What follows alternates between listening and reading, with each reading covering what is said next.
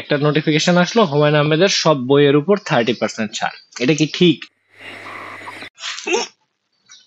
5,000 টাকার বই চলে আসছে।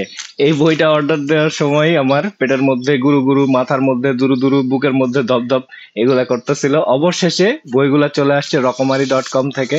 তো চলেন যে দেখি বইগুলা আসলে কতগুলা বই কিনছি আর কি কি বই কিনছি সবগুলাকে আগে বের করে নিই। পড়ে গেল একটা। ওকে, একটা একটা করে দেখি যে কি কি আছে।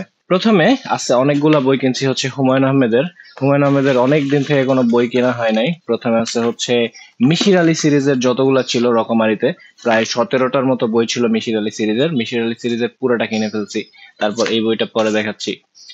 এইটা হচ্ছে পরে দেখাচ্ছি মিশির আলী সিরিজের আরেকটা, তন্দ্রা বিলাস, হরত নিষ্কাপন, এটাও মিশির আলী সিরিজের। এরপরে আছে হচ্ছে মিশির আলীর চশমা। তারপরে এটা মিশির আলীর আসলে আমার পুরো একটা আমাদের হচ্ছে সাইকাসে পুরো একটা কালেকশন আছে, ওই যে যেই একটার মধ্যে সবগুলা কালেকশন থাকে, বাট প্রবলেম হচ্ছে যে ওই কালেকশন গুলা পড়তে আসলে খুব একটা ভালো লাগে না। তার চেয়ে বড় প্রবলেম হচ্ছে যে শুয়ে থেকে পড়া যায় না, মুখের উপর যদি এটা পড়ে যায় তাহলে ধ্বংস হয়ে যেতে হবে। বাঘবন্দি মিশির আলী এই বইটার কথা আমার একটু হালকা পাতলা মনে আছে। অনিশ মিশির আলী, এইটা মিশির আলী।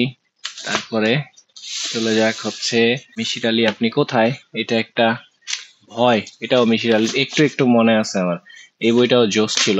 তারপরে দেবী, দেবী তো আমাদের বিখ্যাত একটা বই, সাথে এটার একটা সিনেমাও হয়েছিল, ওই যে জয়া আহসান আর হচ্ছে কি চৌধুরী, চৌধুরী সাহেবের নাম কি মনে নাই, অস্থির একটা সিনেমাও হয়েছিল, সিনেমাটাও সুন্দর ছিল। তারপরে নিষাদ, নিষাদ একটা হালকা হালকা মনে পড়ে। অন্য ভুবন একদমই মনে পড়ে না, পড়ছি নিশ্চয়ই এক সময়। নিশিথিনী লাস্ট, এটা এটাও হালকা হালকা মনে পড়ে। ঘটনা হচ্ছে হুমায়ুন আহমেদের এই সবগুলা বই আমার পড়া আছে। আমি যখন ইন্টারমিডিয়েটে ছিলাম, তো ইন্টারমিডিয়েটে প্রচুর পড়াশোনা করছি আমি, আমার জীবনের সবচেয়ে বেশি পড়াশোনা করছি ইন্টারমিডিয়েটে। তো ইন্টারমিডিয়েট পরীক্ষা দিতে গিয়ে 1 মাস আগে যখন আমি রিভিশন দিতে গেলাম, তখন দেখলাম যে হঠাৎ করে কি ব্যাপার, আমি বইয়ের মধ্যে অনেকগুলা চ্যাপ্টার আসলে পড়ি নাই। তখন আমার মনে হলো যে আচ্ছা, আমি তো গত 1.5-2 বছরে আমি দিনের মধ্যে প্রায় 8-9 ঘন্টা জাস্ট পড়ছি। আমি তো জাস্ট বইয়ের উপর বসে থাকছি, আমি কি করলাম তাহলে এতদিন ধরে, এতগুলা জিনিসপত্র পড়লাম, পড়ার পরে আমার মেইন বইয়ের এতগুলা অংশ ফাঁকা কেন, আমি পড়ি নাই কেন কখনো। তারপরে আমার মনে হলো যে আমি আসলে পড়ছি, বাট মেইন বই পড়ি নাই। আমি পড়ছি হচ্ছে হুমায়ুন আহমেদের যে ইয়েটা ছিল, যে কালেকশন ছিল, সে পুরা কালেকশন আমি পড়ে ফেলছি, এবং সেটা বইয়ে না, সেটা পড়ছি হচ্ছে আমার একটা 6 ইঞ্চি সাইজের ওয়ালটনের মোবাইল ফোন ছিল, মোটামুটি একটা কিন্ডেলের সাইজের। ওই ফোনটাতে আমি একের পর এক খালি বই ডাউনলোড করতাম, 100 পৃষ্ঠার হুমায়ুন আহমেদের এক একটা বই, মোটামুটি 100 পৃষ্ঠা করে।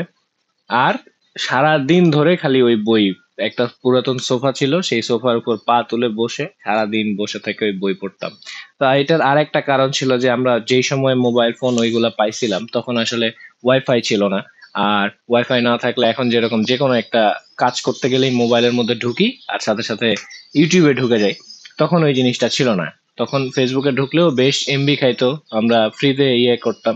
তো বই ছিল এমন একটা জিনিস যেটা আমি যদি 15 MB খরচ করে একটা বই ডাউনলোড করি, তাহলে ওইটা আমার মোটামুটি 2-3 দিন চলে যায়। তো আমাদের জন্য ওই সময়ে যারা ইন্টারনেট ইউজ করতাম তাদের জন্য বইটা একটা অস্থির মাধ্যম ছিল, এই কারণে আমরা বই ডাউনলোড করতাম এবং সেই বইগুলা পড়তাম।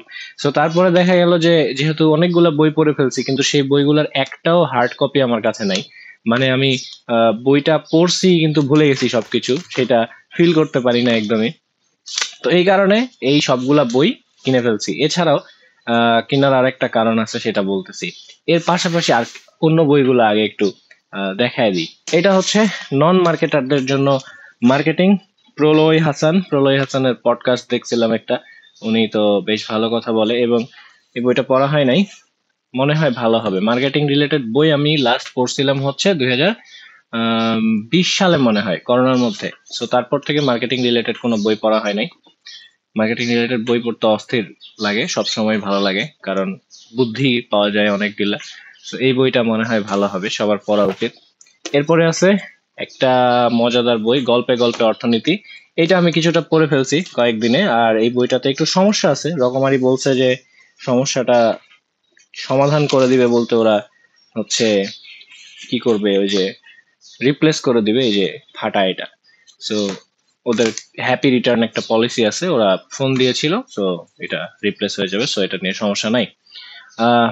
এইটা হলো গল্পে গল্পে অর্থনীতি, মুহাইমিন পাটোয়ারির অনেক কাহিনী দেখলাম পিছন দিকে। সেটা হচ্ছে যে উনি অনেক পৃথিবীর বিভিন্ন জায়গাতে পড়াশোনা করছে। তার সাথে উনি আবার গণিত অলিম্পিয়াডে 2016 সালে জাতীয় গণিত অলিম্পিয়াডে স্নাতক পর্যায়ে দেশের সেরা 10-এ অবস্থান করবেন। মানে অস্থির একটা মানুষ।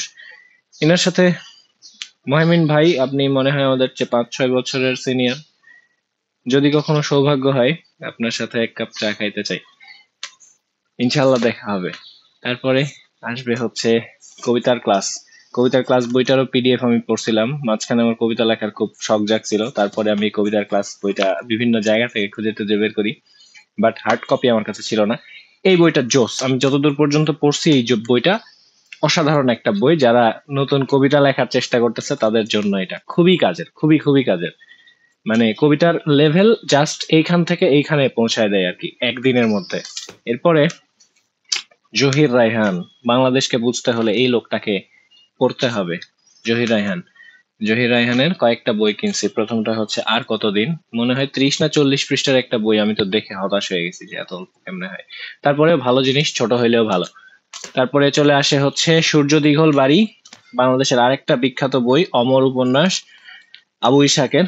এটা কিছু দূর আমি পড়ে রেখে দিয়েছিলাম বহুদিন আগে, বাট শেষ করা হয় নাই। এরপরে চলে আসে হচ্ছে কয়েকটি মৃত্যু, আবার জহির রায়হান। তারপরে এটা, এরপরে আছে কমলিওয়ালার দেশে। এটা যে আমি কেন কিনলাম আমি মনে করতে পারতেছি না, সম্ভবত এটা রিভিউ খুব ভালো ছিল। হ্যাঁ, সম্ভবত হজ করতে যাওয়ার অভিজ্ঞতা নিয়ে এই বইটা। এরপরে আমার সবচেয়ে প্রিয় উপন্যাসের মধ্যে একটা, 1000 বছর ধরে, মন্টু টুনি। সম্ভবত ক্লাস 9-10-এ এই বইটা ছিল, মানে এই উপন্যাসটা ছিল। কিন্তু প্রবলেম হচ্ছে সে সময় এই উপন্যাসটার একটা কাটছাট করা ভার্সন ছিল, যেহেতু স্কুলের স্টুডেন্টদের জন্য। এই বইটা এখন ফুল পড়তে পারবো, ভালো লাগবে। বিখ্যাত একটা বই যেটা অনেকদিন ধরে কিনতে চাচ্ছিলাম, আধুনিক গরু রচনা সমগ্র। বাংলাদেশের পরিস্থিতি বুঝতে হলে খুবই স্যাটায়ারিক দিক থেকে এই বইটা সম্ভবত লেখা আছে। দুই একটা গল্প আমি এখানে ওখানে পড়ছি, পুরোটা পড়া হয় নাই, তবে এটা রিভিউ দেখছি অনেক। তারপরে আছে হচ্ছে বরফ গলা নদী, আবার একটা জহির রায়হান, শেষ বিকেলের মেয়ে, জহির রায়হান। তারপরে আছে আরেক ফাল্গুন, আসছে ফাগুনে আমরা দ্বিগুণ হব, যেই বইটা থেকে লেখা, মানে যেই বইটা থেকে কোট করা, সম্ভবত সেই বইটা। এটা জোস। এরপরে আছে হচ্ছে মুহাইমিন পাটোয়ারি ভাইয়ের আরেকটা বই, ব্যাংক ব্যবস্থা ও টাকার গোপন রহস্য। এই বইটাও ইনশাল্লাহ মজাদার হবে বলে মনে হচ্ছে। এখন এই বইগুলো শুধু আমার জন্য না, আমাদের সাইকাস একাডেমিতে যত স্টুডেন্ট আছে, যত গার্ডিয়ান আছে, সবার জন্য নিতে পারেন আপনারা। সাইকাস একাডেমিতে আমাদের সবগুলা বই অ্যাভেলেবল থাকবে। আমাদের স্টুডেন্টদের বই পড়ার আগ্রহ বা ইচ্ছা, অভ্যাস বাড়ানোর জন্য আমরা এই বইগুলা কিনতেছি। এই বইগুলা ইচ্ছা করলে ম্যাক্সিমাম বই, বিশেষ করে হুমায়ুন আহমেদের বইগুলো পুরাতন পাওয়া যাইতো, বাট যেহেতু অনেক ইউজ হবে, অনেকে পড়বে, সো আমরা পুরাতন বই না কিনে নতুন বই কিনলাম। বই গোছাইতে গোছাইতে একটা দুঃখের কথা বলে শেষ করি। দুঃখের কথা হচ্ছে যে এতগুলা বই অর্ডার দিছি, মনে অনেক শান্তি লাগতেছে, কিন্তু একটা দুঃখ লাগতেছে। সেটা হচ্ছে যে এই বইগুলো সবগুলা পাইছি রকমারির শায়েস্তা খাঁ অফারে, যে অফারটা চলতেছিল। সেখানে হচ্ছে প্রায় প্রত্যেকটা বইয়ে 20 থেকে 23% করে ছাড় দেওয়া হচ্ছিল। আরো অনেক বেশি ছাড় ছিল কিছু বইয়ে, বাট ভালো বইগুলোতে, মানে পপুলার বইগুলোতে 20-23% করে ছাড় পাইছি। যেই দিন অফারটা ছিল সেদিন রাত 11টার দিকে, লাস্ট যেদিন ছিল সেদিন আমি তাড়াহুড়া করে, অনেকগুলো কাজ ছিল, কাজ শেষ করে এই বইগুলা রাত 11:30টার দিকে আমি অর্ডার দিছি। পুরা মানে খুব তাড়াতাড়ি সিলেক্ট করে যে অফার শেষ হয়ে যাবে। 11:30টায় অর্ডার দিলাম, 12টা বাজলো, 12টা বাজতে দেখি যে অফারটা আবার এক্সটেন্ড হয়ে গেছে আরো 9 দিন। এটা কি ঠিক হলো ভাই? এরকমারই আপনারা অফার দিবেন, নির্দিষ্ট টাইম পর্যন্ত দিবেন, তারপরে আবার এক্সটেন্ড করেন কেন?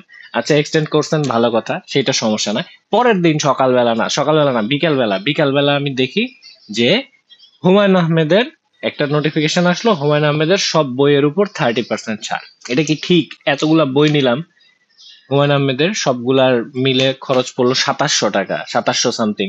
আর পরের দিন দেখি ওই জিনিসটার দাম হয়ে গেছে 2300 টাকা। এখন ভাই, আপনারা যদি আমারে একটা জিনিস দেন, আমি কিছু মনে করব না, একটু ভালোই লাগবে। সেটা হচ্ছে যে 500 টাকার একটা কুপন আমারে দিয়ে দেন, আমি আর কিছু বই কিনতে চাই রকমারি থেকে। দিবেন ভাই, দিবেন, দিয়ে দেন, আল্লাহ আপনাদের ভালো করবে। ওই 500 টাকা তো আমি পরের দিন অর্ডার দিলে পাইতাম, তাই না? দিয়ে দেন, দিয়ে দেন। টাটা।